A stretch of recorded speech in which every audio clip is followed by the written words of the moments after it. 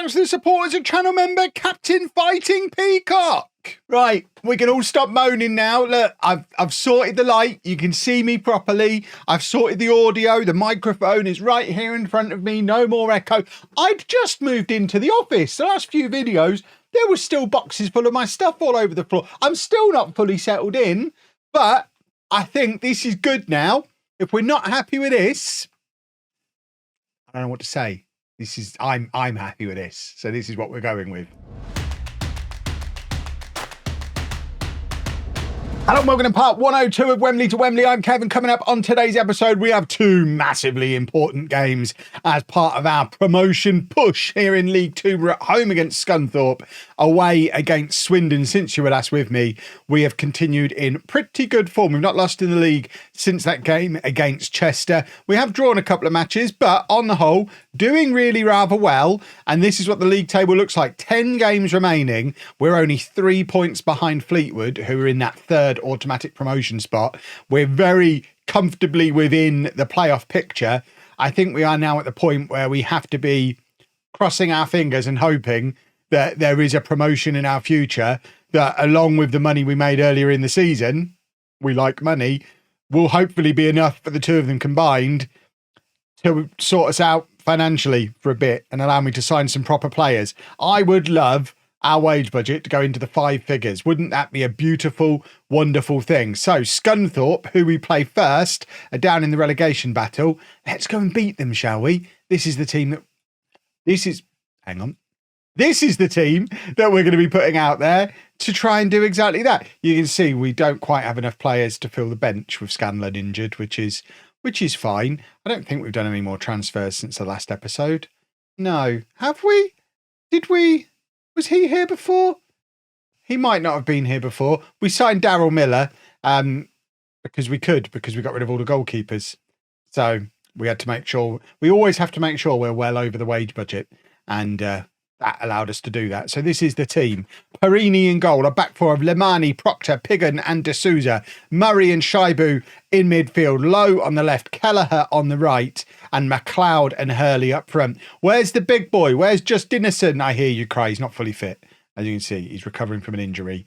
He has got the highest average rating in the league and is scoring quite consistently now. 15 goals from 22 appearances, but not fit enough to play today. So you're not going to see him. You might see him in the second match. Who knows? I make no promises. Let's go beat Scunthorpe. We're submitting the team. Yes, I know we can only do 6 substitutions. It's because of the silly rules of the league. But let's get the team out there. Let's motivate them and let's go and do all of the goals, do a football, etc., etc. You know the drill, boys and girls, and we are starting things off with a corner. Low with the in-swinger. The aliens are in. I think the ball's in the back of the net as well, and I think it's through McLeod. We can't really tell because the aliens determined to ruin it for everybody. We've gone from several episodes of you not being able to see me to now you're not able to see what's going on the pitch. Hopefully we can see it a little better from this angle. So it's a header across goal. McLeod is looking the wrong way, which tricked the 3 Scunthorpe players around him into thinking he wasn't going for the ball. And he used that to his advantage and went for the ball. And we're 1-0 up. And as you can see, that has quite the impact on this league situation. Goal difference-wise, we are pretty favourable compared to the majority of the teams around us if we ignore Bradford and obviously the 2 who are running away with things. I think Fleetwood have just gone behind in their game and we've temporarily gone third. This is going there though, isn't it? No, it's not. Perini makes the save. Wonderful stuff. So I think as it stands, we are sitting in an automatic promotion spot. I would love to be able to have a look at a league table, please. But in the meantime, Barnet are losing. Barnet are the team who are up in second place. So them losing is significant as well. There's the confirmation. Fleetwood are also losing. So yeah, there we are. As it stands right now, with 9 games plus the rest of this one to go, we are sat in an automatic promotion spot, albeit level on points with the 2 teams directly behind us, but with that better goal difference that I was talking about before. Being good at goals, quite important. Right, Murray has got the ball in midfield. Absolutely nobody seems to have any interest in taking it off him, and we're just able to pass the ball through Scunthorpe as if they don't have a midfield, which is jolly nice. No wonder they're in the relegation battle, but they have managed to do some defending there, and it goes all the way back to their goalkeeper and they clear, but Proctor just heads it back towards Shaibu, who actually wasn't anywhere near where the ball ended up and has given it away. And it's now Scunthorpe on the attack. And can we please not let them... How has that gone in? That must have taken a big deflection, surely. Because if Perini's just let that go through the middle of the goal, then I don't really understand what's gone on. We need to look at this from the other angle to try and decipher it. And no, it's not a deflection. I think he's just unsighted by those players in front of him. It's basically gone down the centre of the goal. Fleetwood are now 2-0 down, which I guess is good. But if we're not capable of beating Scunthorpe, it's not going to count for anything. So we need to get ourselves back in the lead. And Proctor, trying to do that for us, that his shot goes flying over. And look at the difference dropping these points would make. We fall all the way down to 6th and only actually 3 points ahead of the team in 8th and outside of the playoffs. As much as it looked good a minute or two ago, it is tight at the top of League 2 this season, boys and girls. And we can't be dropping points against teams like this in matches like this. So let's go attacking for the second half. We've got a corner. It's low with the in-swinger. We've got plenty of boys in there crowded around the goalkeeper, but he just remembers that he's allowed to use his hands when nobody else is and clutches the ball out of the sky and then lumps it forward to 0 Scunthorpe players who were trying to do any kind of attacking. So we get the ball back straight away.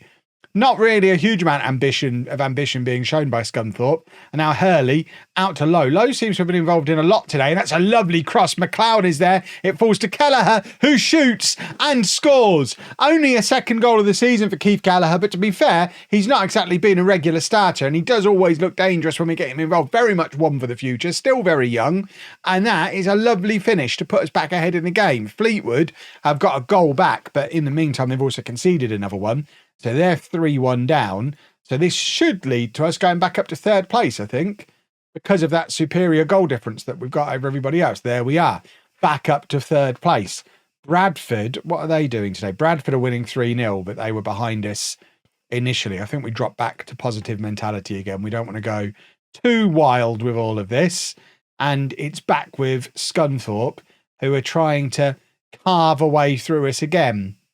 If we could just tackle them and go up the other end and score again, that would be handy, if possible. Piggin heads the ball out towards Keller, who can't get there before the Scunthorpe player, and they've actually got in behind us here. And was that a save from Perini? He might have just redeemed himself for what happened for the first goal, because I think he's tipped that over the crossbar. Good work from him, but it's now a free kick for Scunthorpe. Every time we go ahead, Scunthorpe seem to do some attacking all of a sudden, but it's now with Lowe again, who only on a 6.3. I don't understand how Lowe can only be on a 6.3. He seems to be involved in every attack. Maybe because his end product is like that. He's involved in everything, but not a lot of what he's doing is coming off. So maybe he should come off. Have we got another left winger on the bench? I should probably... Well, I see Shaibu. What a man. What a midfield player. Complete midfield player. Right, we do have options that we can potentially use to freshen up the wide areas. Kelleher playing it out, looking for Lowe again, who once again brings the ball down quite nicely, gets himself into a good crossing position, floats one over. It just needs someone to start finishing them. I don't think Lowe's necessarily doing anything wrong. It's just no one's doing anything with the chances he's creating. Plus, he's now shattered, so we're going to take him off anyway. So Lowe can come off for Muller. Murray is going to come off for Miller, and that'll probably do for now. We don't need to go wild with the substitutions. We only have 6 players on the bench anyway, so aside from the goalkeeper, everyone could potentially come on.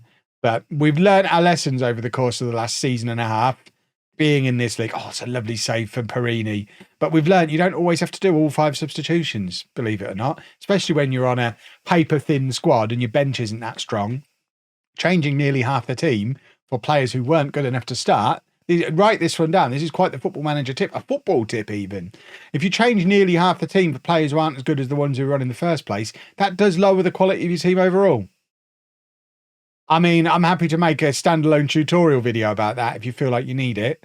But I think that is quite an important thing to... He says all that. He's making all the changes anyway, because there's so many players who are shattered, because I'm still insisting on gegenpressing with a tiny squad and terrible training facilities. Scunthorpe are going to feel very hard done by if they end up losing this game.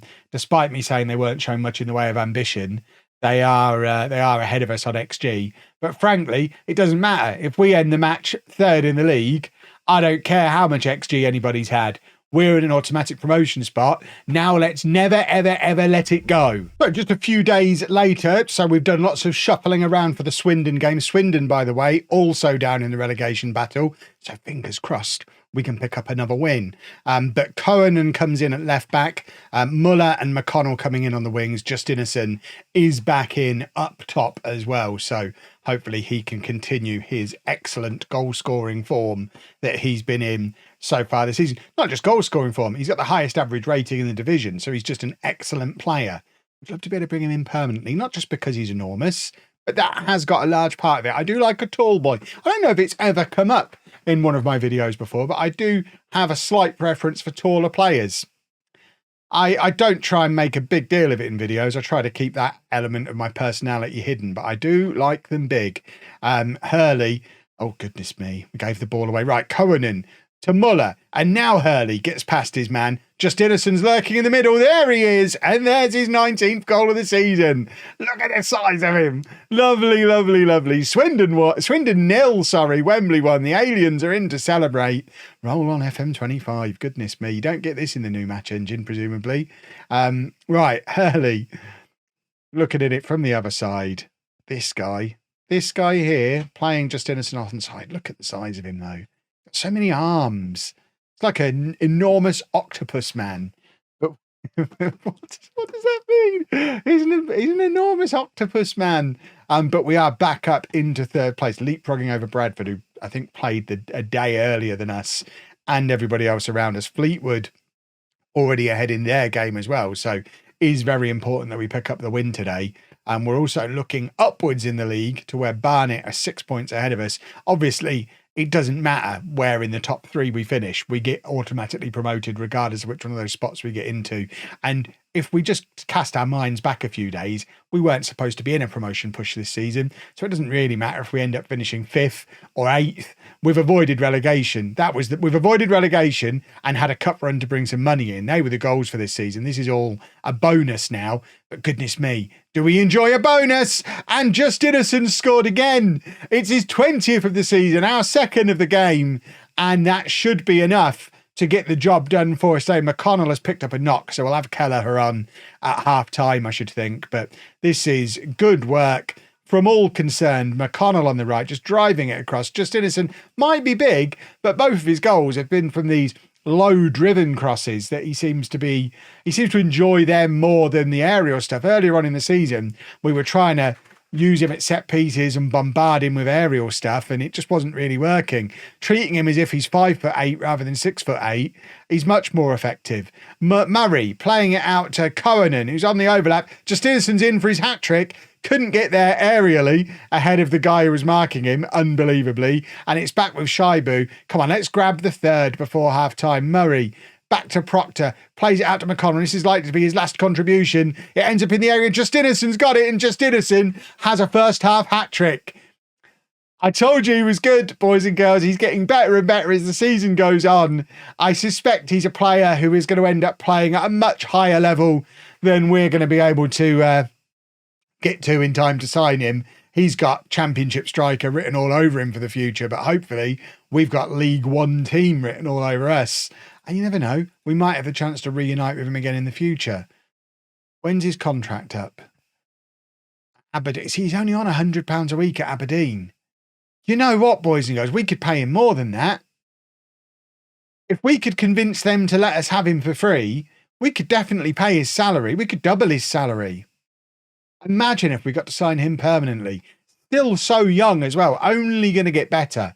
Kelleher's coming on at half-time. Fleetwood still winning 1-0. It doesn't look like Barnet or Bristol Rovers are playing tonight. So I think they've all already played along with Bradford. So we are just looking to rattle in the goals now. And we're not going to put much distance behind these teams because Fleetwood are winning as well. But Notts County were dropping points. They've just got an equaliser, so they're trying to stay hot on our tail. It's going to be very, very tight as part of this run-in. It's going to be an exciting one. I hate an exciting one. I'd like a boring one where we just get promoted comfortably. That'd be ideal. Right, Hurley has now picked up a knock as well. So Henderson, Derbyshire can come on for him. Look at all these tired legs. We're gonna take them all off. all these tired boys. That's a triple substitution, having already made one substitution. That's 4 subs made by the 66th minute. That guy who was commentating on the previous match is fuming and going against everything that Paskev stood for. But it's fine because we're winning 3-0 away from home. Shall we make a final change? We shall. Who have we got on the bench? A right back / right winger and a mid. Yeah, there you go. Robinson can come on and play in midfield again. He doesn't mind it. He's another one of those where, frustratingly, he can play left back, centre mid, can't play defensive midfield. He has been training to play there for about 2 years. Doesn't ever seem to be getting any better at it. That's a kind of illogical Football Manager thing I would like them to remove from FM25. If he can play centre mid and centre back, he can definitely play defensive midfield. He might not be Rodri, but he can stand there and do a job and not be penalised for being put in that position like he is at the moment. But it's just Football Manager things, boys and girls. But most importantly, on the topic of Football Manager things, we've won back-to-back games. We're 3rd in the league. We're properly in a promotion push here. And by the time we're back tomorrow, fingers crossed, we'll be in a position to secure promotion to League One. Wouldn't that be a thing? If you enjoyed that, please make sure you leave a nice big thumbs up on there for me. Subscribe to the channel for daily Football Manager videos. And thank you very much for watching.